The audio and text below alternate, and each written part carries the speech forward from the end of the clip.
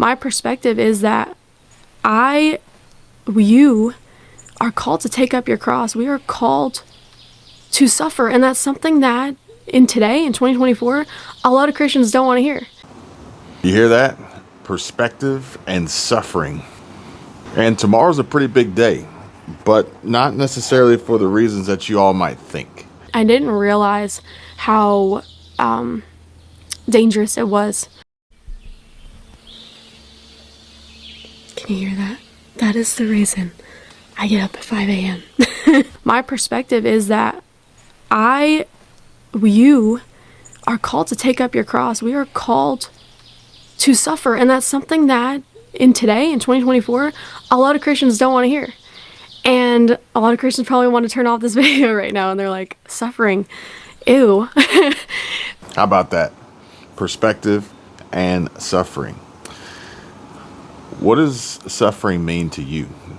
We're going to touch on perspective here in a minute, but let me know down in the comments, what does suffering mean to you? Because there are different types or different kinds of suffering. And there's the physical suffering, which is commonly what we can see and feel, right?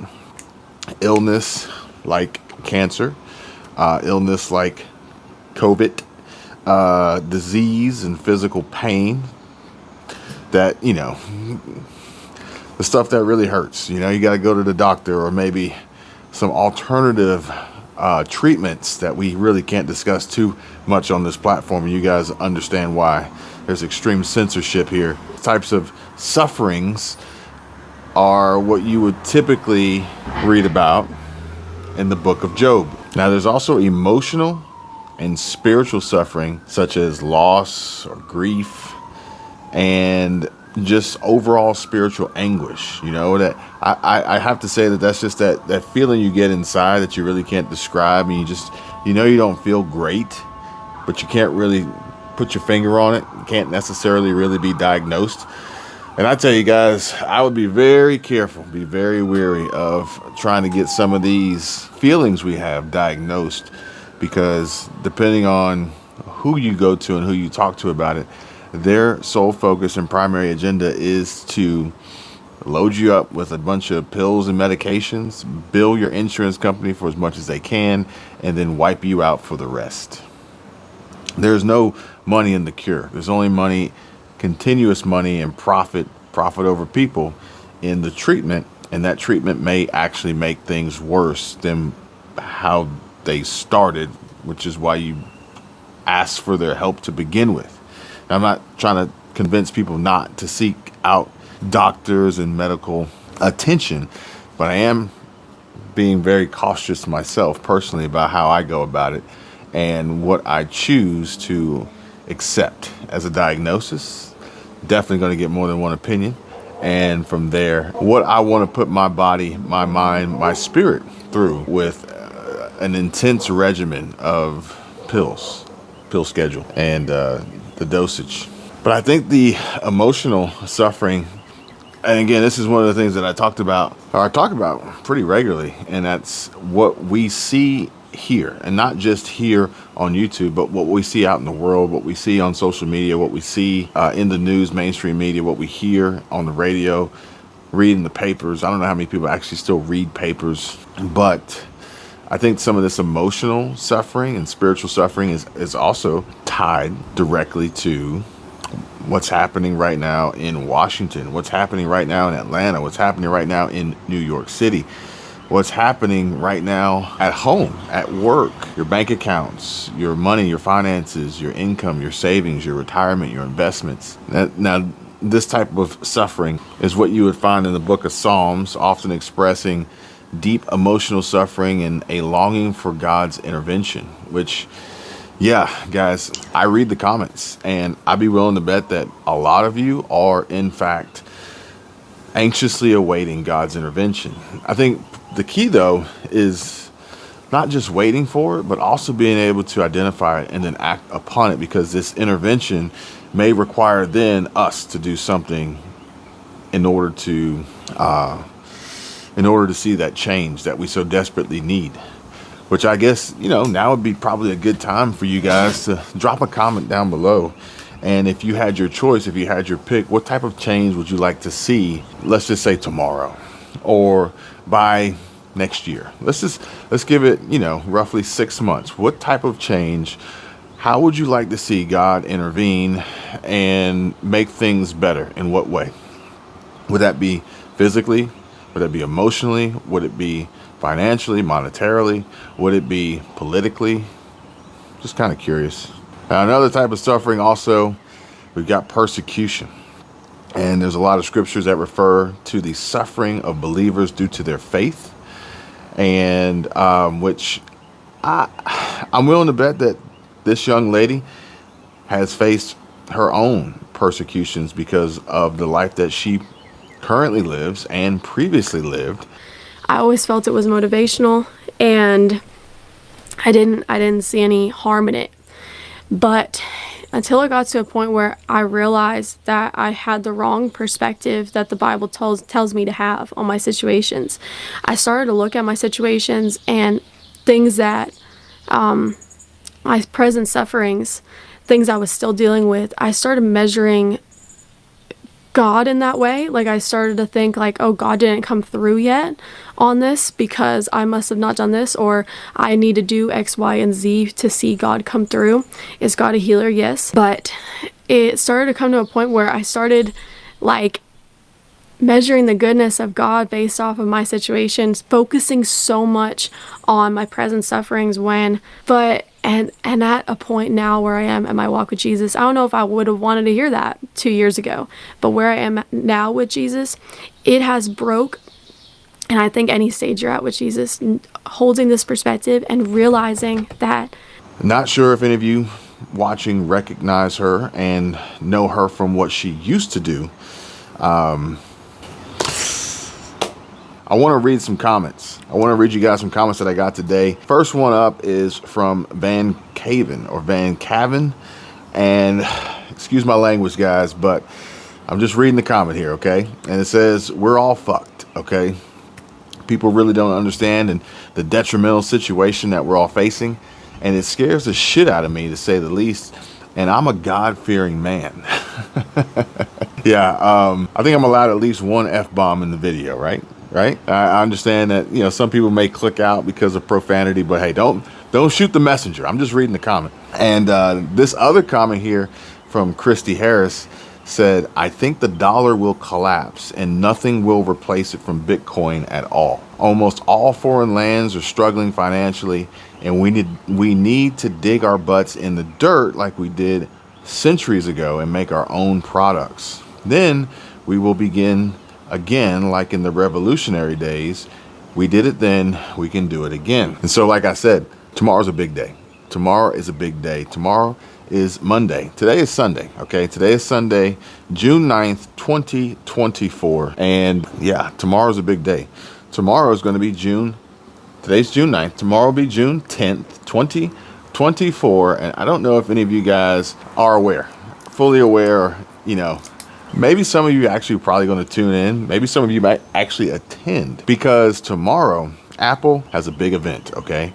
And we're talking about one of the largest companies in the world here. We're going to save the talk about Apple layoffs for another video. But ultimately, Apple hasn't given its customers, its fans, a significant reason to buy an upgraded iPhone for nearly 4 years. And this hasn't happened since it rolled out 5G connectivity with the iPhone 12. And from what I read on CNN, they said that it is a worrying trend for the tech giant's core business that could change this week. So, like I said, Monday, big day. The iPhone brought in more than half of Apple's total revenue last year, but sales growth has lagged as customers have been slower to upgrade to newer models, and longer upgrade cycles, which is the time between users' new phone purchases, currently plague many device companies, not just Apple, but they've been especially painful for Apple as it grapples with compounding challenges that also include steep competition in the key China market and a landmark antitrust lawsuit. But here's the thing, no matter how Monday goes, Apple isn't going to lose its status as a tech powerhouse anytime soon.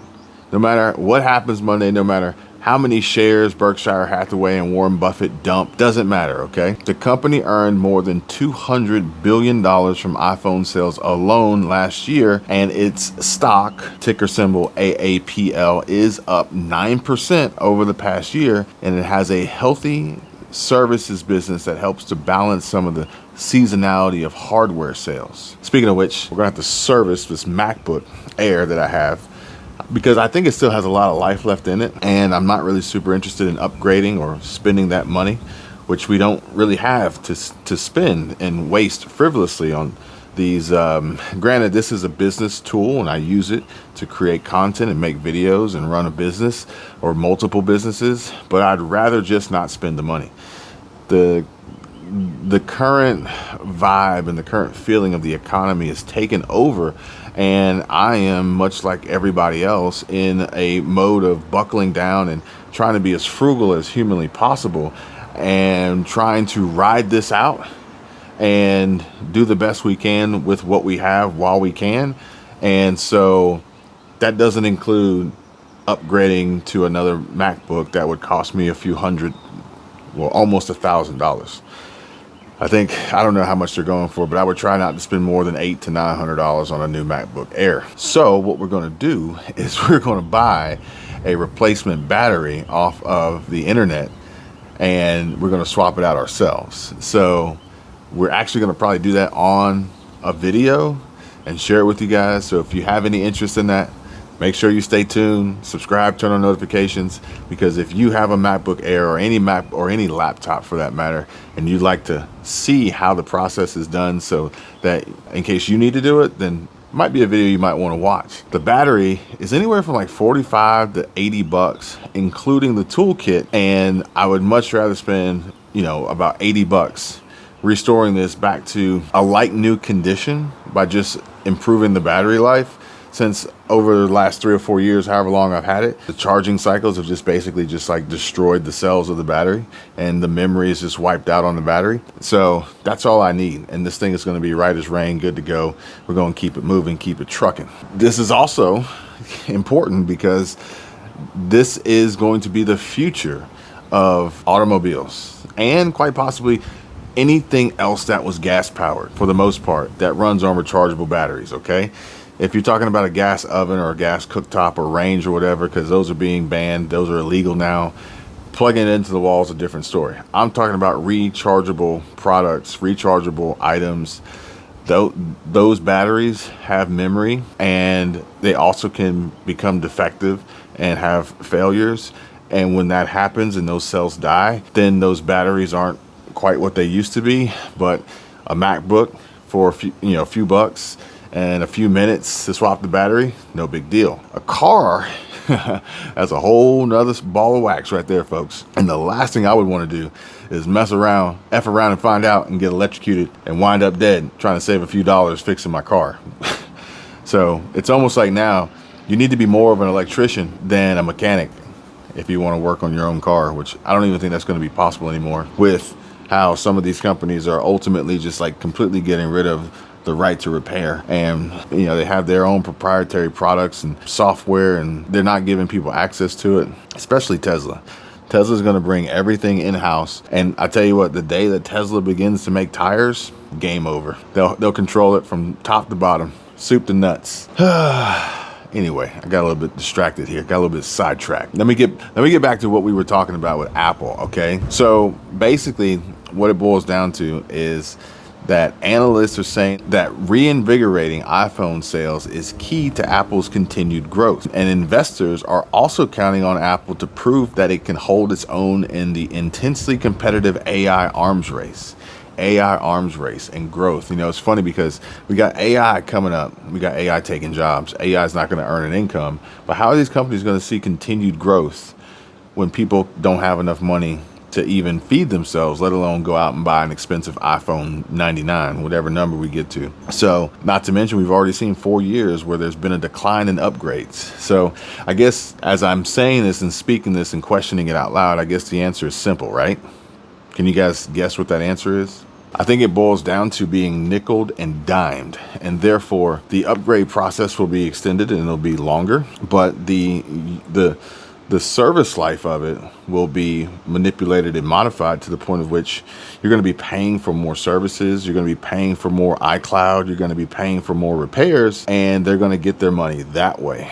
Additionally, this is going back to cars too, because even automotive manufacturers have gotten to the point now where they're going to begin charging you for features like power windows or air conditioning or the stereo or whatever, GPS.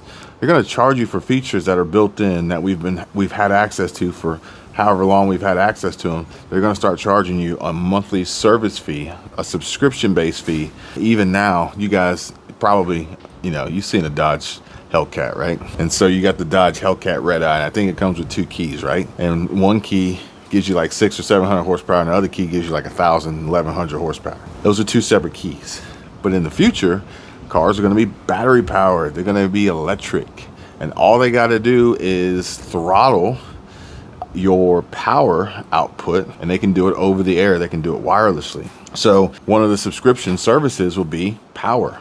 If you want to, if you want full power, you're going to have to pay every month to have that full power. And if you don't, then they'll restrict your power and make your car slower. They may even start modifying the range of the battery based on a subscription.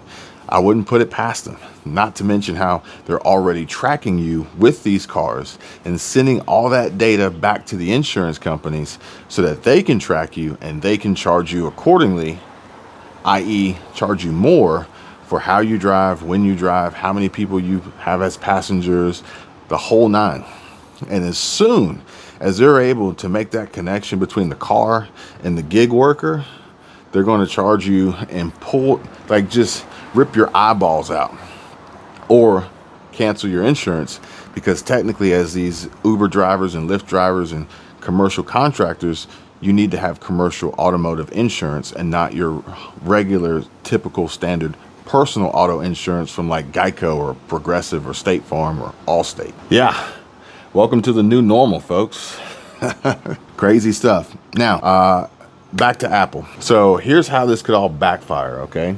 If Apple comes out with some boring features or Apple comes out with AI functionality and capabilities, but they make it backwards compatible, they're saying could potentially, and they would make this available to people with older iPhones, which would ultimately negate the need or reasoning or perceived urgency to upgrade their iPhone to the new model. And they're saying that this could cause the company's stock price to drop as low as $160 a share. But if Apple gets it right, then they bring exciting new tech that encourages their customers and users to upgrade in the fall, it could boost their shares up to $240 a share. And that's significant, okay? Apple's current share price as of Friday was $197 a share. So let's put that in perspective. You could potentially stand to earn roughly $43 a share by the fall, okay? And $43, let's just say that, I mean, you're looking at quite possibly like almost a 30% return, okay? Think about that. Almost a 30% return on investment. Now, 6% is good, 8% is good, 10% is really good, 12% is great, 20% is amazing. So I'm not telling you to go out and rush out and buy Apple stock, but I am saying that what they're saying is that we could see a huge swing in Apple stock price going up. But there's still a big question that needs to be answered. And that elephant in the room is who can even afford to buy a new iPhone right now? Let me know, because the most expensive iPhone ever is coming. And these phones are starting out at something like $1,199, and they just keep going up to the moon from there. I mean, you want to talk about suffering and perspective? Because I know a lot of you have told me in the comments and in DM direct messages over on Patreon, we've spoken, we've talked, emails. A lot of you have told me that you're on a fixed income, which makes this next one really kind of funny to read, okay? Because this is one I came across earlier today of the 5 tips for middle-class retirees to deal with inflation. And I don't think that this necessarily takes into consideration how or the nuance of fixed income, and it's kind of broad and kind of like generalized. But a lot of folks say that they're on disability, which, as we all know, has its limitations on how much you can earn, but also physical limitations on how you can earn. But be that as it may, there are 5 tips for the middle class retirees to deal with inflation. And number 1 is to tackle debt. Number 2 is to put cash to work. Number 3 is to review investments. Number 4, adjust your budget. And number 5 is to generate extra income. Now, I don't want this video to be extremely long, so I'll just kind of leave it at that. If you guys want to go further down that rabbit hole, let me know in the comments if there's enough interest, and I'll be sure to make that video next. But they say that exploring opportunities to generate additional income through part-time work or freelance gigs can help mitigate the effects of inflation on a fixed income, like if you agree. And if you haven't started collecting Social Security yet, waiting to do so could provide extra income in the future that will pay off in the long run, depending, right? Delaying claiming Social Security benefits can result in higher monthly payments, which can act as a buffer against rising living costs during retirement. And then when it comes down to making more, they say that even if you can get by without earning extra income, you might want to consider setting up something now to prepare for your future, like renting out an extra vehicle on a car sharing platform or setting up a website to offer coaching services to young professionals. Now, this one's pretty interesting because Michelle and I did talk about this earlier today from the perspective of investment properties and short-term rentals and Airbnb and some of the pitfalls and the challenges and the horror stories, the dark side. So be careful, folks. Beware. You know, there's no get-rich-quick scheme out there. So, you know, just make sure you do your homework before you jump into the deep end with both feet and you don't know how to swim. But I got another, this one wasn't a comment. This was actually a DM that I received on Instagram, and it was a question. And the question came from Dawn, and Dawn asks, or she says, Kevin, I have an online store called Heavenly Treasures on Shopify, and I have had no sales. I would like to know why and what I am doing wrong. I appreciate any advice. Keep in mind, I am on a very limited income, and it's only my income due to my husband becoming disabled. Thanks. So like I said, you guys are telling me that you're on fixed income, and these are limited incomes, and disability is an issue. It is, you know, an obstacle. It is a challenge that needs to be overcome. And so with that being said, all these business ideas, these extra income producing earning opportunities and ideas sound great, but not every business is going to succeed. Not every business is going to thrive. And I will say that from the perspective of any business, visibility and marketing and advertising is the life's blood, really, truly, which is why so many businesses rely on advertisements to run on YouTube, influencers to promote their brand, their product, their service. And you guys, if you haven't seen the video that I made about Stanley cups, Stanley mugs, Stanley jugs, Stanley water bottles, then I encourage you to go check it out, because that video explains how the former marketing director for Crocs came over to Stanley, and by way of branding and product placement and influencers sharing and promoting, got them a 100x multiple on their earnings and revenues, going from like 9 million to like 99 million. And yeah, so that would be top of the sales funnel is being seen. And then the second one would be to quickly execute on converting on the sale. That's going to be very, very important. But I'm not gonna, like I said, I'm trying not to make this video too long. Additionally, Go Banking Rate shared that if you're holding debt, particularly debt that exceeds what you can earn from relatively safe assets like a 10-year treasury, or if you're holding cash or cash alternatives, paying off credit cards to lower outgoing dollars is extremely important. Make sure your debt situation is as healthy as possible. Yeah. Robert Kiyosaki has his thoughts and opinions on debt, and we can dissect that again later if you guys want. But I gotta ask you guys, who who's even holding cash right now? Like, who's even holding cash right now? Because a lot of people are telling me that they're all broke, you know? Maybe it's an exaggeration, I don't know. But they do say that if you don't have the cash to pay off debt, consider finding ways to restructure the debt, okay? And if you guys want to talk about restructuring debt and how to lower your monthly payments, again, reach out, hit me up. However, hear me out. This may all be, just might be a moot point if and when the petrodollar rule ends, okay? There's a lot of talk going on about that. Additionally, divesting into hard assets and start stacking. Silver, gold, cryptocurrencies, your choice. I read a comment on my other video that said that silver, get this, silver is the poor man's gold. Now, that's actually a pretty interesting perspective as I continue to I've continued to think about what that comment said and what that comment means. Silver is the poor man's gold. Let me know what you guys think about that. And another one that said, nothing on paper will survive. Yeah, that's a good one. I want to know what you guys think about these.